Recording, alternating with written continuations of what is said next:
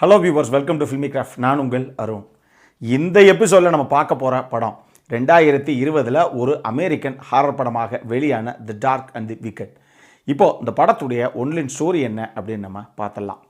உடம்பு சரியில்லாமல் படுத்த படுக்கையாக இருக்கக்கூடிய ஒரு வயசான நபர், அவரை ஒரு ஆள் அரவமே இல்லாத ஒரு ஏரியாவில் இருக்கக்கூடிய ஒரு வீட்டில் தனியாக பார்த்துக்கிற ஒரு வயசான அம்மா.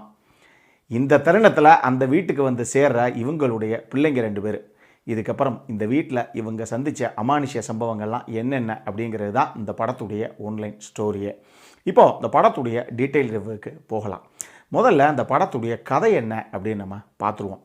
இந்த படத்தில் டெக்சாஸில் கொஞ்சம் அவுட்டர் சைடில் இருக்கக்கூடிய ஆளரவுமே இல்லாத ஒரு ஏரியா, அங்கே ஒரே ஒரு வீடு மட்டும் நமக்கு காமிக்கப்படுது. இங்கே 2 வயசான பெரியவங்க இருக்காங்க, ஒரு கணவன் மனைவி. இதில் இந்த கணவர் இருக்கார் இல்லையா, அவர் 24 மணி நேரமும் படுத்த படுக்கையாகவே ஆக்சிஜன்லாம் ஏற்றப்பட்டுக்கிட்டு இருக்க நிலைமையில் அப்படியே ஒரு பெட்ரிடன் ஸ்டேஜில் தான் அவர் காமிக்கப்படுறாரு. அவர்கிட்ட எந்த மூமெண்ட்டுமே இல்லை படத்தில். இப்போ இந்த வயசான அம்மா இருக்கு இல்லையா, இந்த அம்மா அந்த வீட்டில் கணவரை பார்த்துக்கிட்டு தனியாகவே, அதாவது யாருமே சுற்றி ஆளரவுமே இல்லாத அந்த இடத்துல இந்த அம்மா தனியாக தைரியமாக அந்த வீட்டில் இருந்து அந்த வீட்டுக்காரரை பார்த்துக்குது. இப்படி இருக்கிற ஒரு தருணத்தில் இந்த உடம்பு சரியில்லாத நபர் இருக்கார் இல்லையா, இவரை பார்த்துக்கிறதுக்கு அந்த வீட்டில் கேர்டேக்கர் மாதிரி ஒரு நர்ஸு மாதிரி ஒரு அம்மாவும் அடிக்கடி அந்த வீட்டுக்கு வந்துட்டு போகிறாங்க. தேவையான மெடிக்கேஷன்ஸு, ட்ரீட்மெண்ட்டு அது இதுன்னு எல்லாத்தையும் பண்ணிட்டு போகுது அந்த அம்மா. இந்த வயசான அம்மாவை பொறுத்தளவுக்கு இவங்களுக்கு 2 பிள்ளைங்க, மைக்கேல் அண்ட் லூசி அப்படின்னு. இப்போ இந்த 2 பேரும் படத்துடைய ஆரம்பத்திலேயே இந்த வீட்டுக்கு வர்றாங்க. எதுக்காக அப்படின்னா, அப்பா ரொம்ப உடம்பு சரியில்லாமல் இருக்காரு, சரி பார்த்துக்கலாம், அம்மா தனியாகவே ஒரு நாள் பார்த்துக்கிட்டு இருக்காங்கங்கிறதுக்காக இந்த 2 பிள்ளைங்களும் வீட்டுக்கு வருதுங்க. ஆனால் வந்த பிள்ளைங்களை வரவேற்காமல் இந்த அம்மா என்ன சொல்லுது, உங்களை யார் இந்த வீட்டுக்கு வர சொன்னது, நீங்கள் முதல் அந்த வீட்டை விட்டு கிளம்புங்க அப்படின்னு அந்த அம்மா சொல்ல போக, இவங்க 2 பேத்துக்கும் நாங்கள் போயிடுவோம் இருங்க, அப்பா உடம்பு சரியில்லாமல் இருக்காருங்கிறதுக்காக பார்க்குறது தான் வந்தோம் நாங்கள் அப்படின்னு சொல்லி இந்த 2 பேரும் வந்து நிற்கிறாங்க. இப்படி இருக்கிற ஒரு தருணத்தில் இந்த வீட்டில் அடுத்தடுத்து சில விஷயங்கள் ஒரு மாதிரியே இவங்களுக்கு தோணுது, ஏதோ சரியில்லைங்க இந்த வீட்டில் அப்படிங்கிற மாதிரியே ஒரு ஃபீல் இந்த 2 பேத்துக்கும். இதுக்கு முக்கியமான காரணம் என்ன அப்படின்னா, அப்பா படுத்த படுக்கையாக இருக்கிறதெல்லாம் இருக்கட்டும், அம்மா எப்பயுமே ரொம்ப ஸ்ட்ரெஸ்டாக இருக்காங்க, எதையோ பார்த்து பயந்த மாதிரி, ஏதோ ரொம்ப டிஸ்டர்ப்டாகவே இருக்கிறாங்க. இதுக்கு பின்னாடி ஏதோ ஒரு காரணம் இருக்குது, ஆனால் சொல்லவும் மாட்டேங்கிறாங்க வாயை திறந்து அப்படின்னு ஒரு நினைப்பு இவங்களுக்கு. இப்படி இருக்கும்போது திடீர்னு ஒரு நாள் நைட்டு கிச்சனில் இந்த அம்மா கேரட் எடுத்து கட் பண்ணிக்கிட்டு இருக்காங்க. எல்லாரும் வீட்டில் ஆளாளுக்கு ஒரு பக்கம் தூங்கிட்டு இருக்காங்க. அந்த டைமில் திடீர்னு இந்த அம்மா அந்த கேரட் எடுத்து கட் பண்ணிகிட்டு இருக்க தருணத்தில் சைடில் அப்படின்னு ஒரு டோர் திறக்கிற சத்தம். இந்த அம்மா அதை என்னென்னு கண்டுக்கவே கிடையாது. ஆனால் கேரட்டை கட் பண்ணிக்கிட்டு இருந்த இந்த அம்மா கொஞ்ச நேரத்தில் அதனுடைய கைவிரல்கள் எல்லாத்தையும் இப்படி வச்சு வரிசைக்கு அந்த விரல்கள் எல்லாத்தையும் கட் பண்ண ஆரம்பிக்குது. ஆடியன்ஸான நமக்கு அல்லு இல்லை அந்த சீனில். கொஞ்ச நேரத்தில் அந்த அம்மா எங்கே போச்சு அப்படின்னே காணாமல் போயிடுது. உடனே டக்குன்னு ஏதோ அம்மா இவ்வளோ நேரம் ஏதோ சத்தம் கடிச்சு இப்போ அம்மாவை காணாமே அப்படின்னு சொல்லி இந்த பொண்ணும் பையனும் உடனே தேடி அம்மா எங்கே அப்படின்னு வந்தால், இந்த வீட்டுக்கு பின்னாடியே ஒரு சின்ன ஷெட்டு மாதிரி ஒரு இடம் இருக்குது. இந்த அம்மா ஒரு 50-60 ஆடுகளையும் பட்டி போட்டு வளர்க்குதுன்னு வச்சுக்கோங்களேன். அந்த ஆட்டு பட்டி இருக்குல்ல, அந்த ஷெட்டில் இந்த 2 பிள்ளைங்களும் ஓடி வந்து பார்த்தா உச்சத்தில் தூக்கில் தொங்குது அந்த அம்மா. இவங்க 2 பேருக்கும் அல்லு இல்லை, பயந்து போய் உடனே அந்த பக்கத்தில் எந்த டேபிள் பெஞ்சுன்னு எதுவும் இல்லை, உடனே அந்த கார்னரில் இருக்கிறத உடனே இழுத்துட்டு வா அப்படின்னு சொல்லி லூசியை இழுக்க சொல்லி அந்த டேபிளை கொண்டு வந்து வேகமாக போட்டு ஏறி அம்மாவை கீழே இறக்கி கடைசியில் பார்த்தா அம்மா இறந்து போயிட்டாங்க, இப்போ உசிரே இல்லை அப்படிங்கிறது உங்களுக்கு தெரியுது. இவங்க கடைசியாக அதுக்கு அடுத்து என்னென்ன ஃபார்மாலிட்டிஸ் பண்ணணுமோ அதையும் பண்ணுறாங்க, போலீஸுக்கெல்லாம் கால் பண்ணி. இதுக்கப்புறம் அம்மா எதுக்காக இப்படி இறந்தாங்க, அவங்க தற்கொலை பண்ணுறதுக்கான காரணம் என்ன அப்படிங்கிறதே இவங்களுக்கு தெரியலை. அப்போ இந்த வீட்டில் நர்ஸாக வந்துட்டு போகிறாங்கல்ல ஒரு அம்மா, அந்த அம்மா இவங்க 2 பேர்த்துக்கிட்டேயும் ஒரு விஷயம் சொல்கிறாங்க. இங்கே பாருங்க, உங்கள் அம்மா படுத்த படுக்கையாக இருக்கக்கூடிய உங்கள் அப்பாவுடைய காதுக்குள்ளே போய் ஏதோ ஒரு விஷயத்தை அடிக்கடி சொல்லும், நானே நோட் பண்ணியிருக்கேன். ஆனால் என்னால் கிளியராக சொல்ல முடியும், அது உங்கள் அப்பா கிட்டேயே சொல்லலை, வேறு யாரோ ஒரு நபர்கிட்ட தான் உங்கள் அம்மா இப்படி ஒரு விஷயத்தை சொல்லுது. என்னை பொறுத்தளவுக்கு நீங்கள் கேட்டிங்க அப்படின்னா, இந்த வீட்டில் உங்கள் அப்பா அம்மா 2 பேர் தானே இருந்தாங்க, அதானே நீங்கள் நம்பினது கிடையாது. இந்த வீட்டில் 3ஆவதாக யாரோ ஒரு நபர் இருந்திருக்காங்க, அந்த நபர்கிட்ட தான் உங்கள் அம்மா அந்த விஷயத்தை சொல்லியிருக்காங்கங்கிறது என்னுடைய யூகம். நான் பல நேரத்தில் பயந்து போய் டக்குன்னு கிளம்பி வீட்டுக்கு போயிடுவேன். இதுதான் என்னால் சொல்ல முடியும், இதுக்கப்புறம் நீங்கள் பார்த்துக்கங்க பத்திரமாக அப்பாவை அப்படின்னு சொல்லிட்டு அந்த அம்மா போகுது.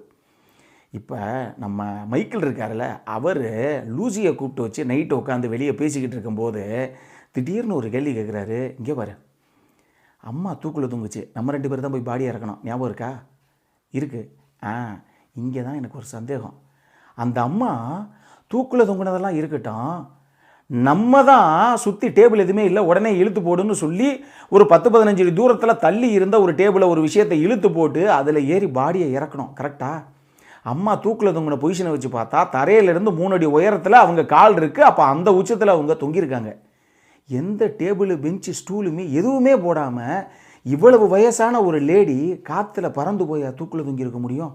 அந்த அம்மா எதில் ஏறி தூக்கில் தொங்குச்சு அப்படிங்கிற ஒரு கேள்வியே இவங்களுக்கு அப்போ தான் வருது. இதுக்கப்புறம் அந்த வீட்டில் இவங்க சந்தித்த அமானுஷ்ய சம்பவங்கள் தான் இந்த படத்துடைய மொத்த கதையை. இந்த படத்தை பொறுத்தளவுக்கு எனக்கு ரொம்ப ரொம்ப பிடிச்ச விஷயங்கள் என்ன அப்படின்னா, இந்த படம் படமாக்கப்பட்ட விதம்.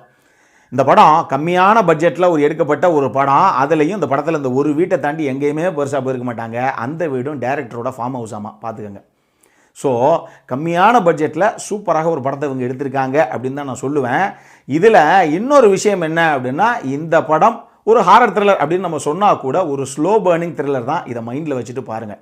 இந்த படத்தில் ஜம்ப்ஸ்கேர்ஸே கிடையாதா அப்படின்னா இருக்குது. நிறைய இடத்துல ஜம்ப்ஸ்கேர்ஸ் இருக்குது. இருந்தாலுமே நம்ம ஊர்லலாம் எப்படின்னா, ஜன்னலும் டோரும் ஆடிக்கிட்டே இருக்கணும், 24 மணி நேரம் சத்தம் கேட்டுக்கிட்டே இருக்கணும். அப்படின்னா தான் நம்ம ஆளுங்க சோஃபாவில் காலத்துக்கு வைப்பாங்க. அப்போ தான் ஒத்துப்பாங்க அது பேய் படம்னே. எப்பயுமே ஒரு பேய் படங்கள்லாம் அளவுக்கு மிஞ்சினால் அமிர்தம் நஞ்சுன்னு சொல்லுவோம் இல்லையா? அந்த மாதிரி எப்போ பார்த்தாலும் சக்குன்னு ஜம்ப்ஸ்கேர்ஸுக்கு உள்ளே வந்துக்கிட்டே இருந்ததுன்னா நமக்கு போர் அடிச்சு போகும் அந்த படம்.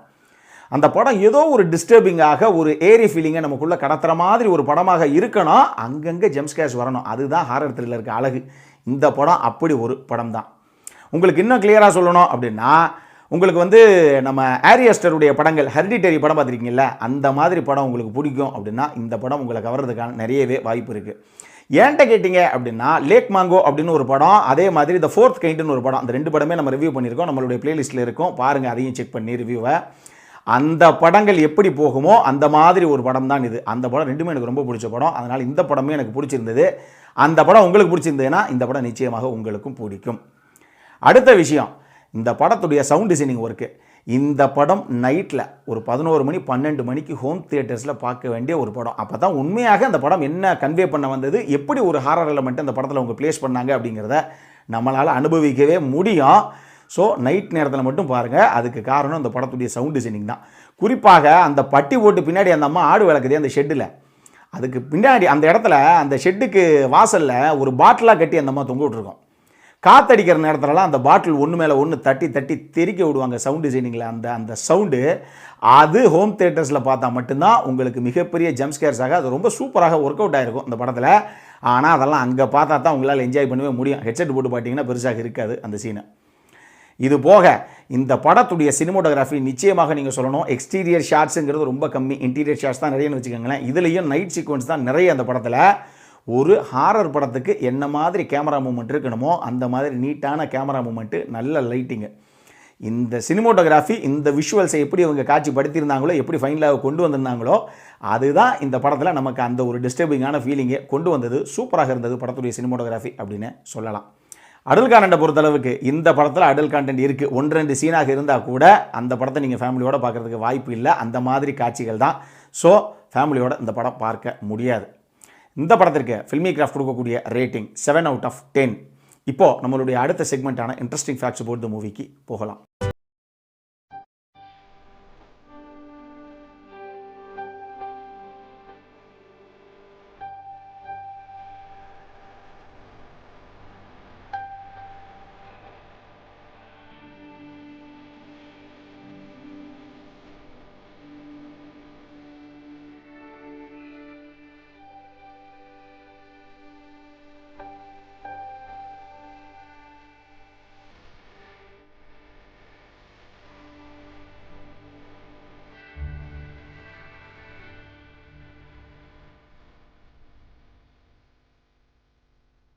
இந்த வீடியோ பிடிச்சிருந்ததுன்னா லைக் பண்ணுங்கள். ரொம்ப பிடிச்சிருந்ததுன்னா உங்கள் ஃப்ரெண்ட்ஸ் எல்லாத்துக்கும் ஷேர் பண்ணுங்கள்.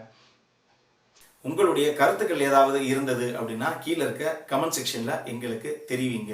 வீடியோவை க்ளோஸ் பண்ணுறதுக்கு முன்னாடி சப்ஸ்கிரைப் பண்ணுங்கள். சப்ஸ்கிரைப் பண்ணும்போது பக்கத்தில் இருக்க நோட்டிஃபிகேஷன் பெல் ஐக்கானையும் கிளிக் பண்ணுங்கள். அப்போ தான் எங்களுடைய வீடியோஸ் எல்லாம் உங்களை ஆன் டைம் சேரும். இதே மாதிரி இன்னொரு வீடியோவோட அடுத்த முறை உங்களை சந்திக்கிற வரைக்கும் it is Arun signing off. By.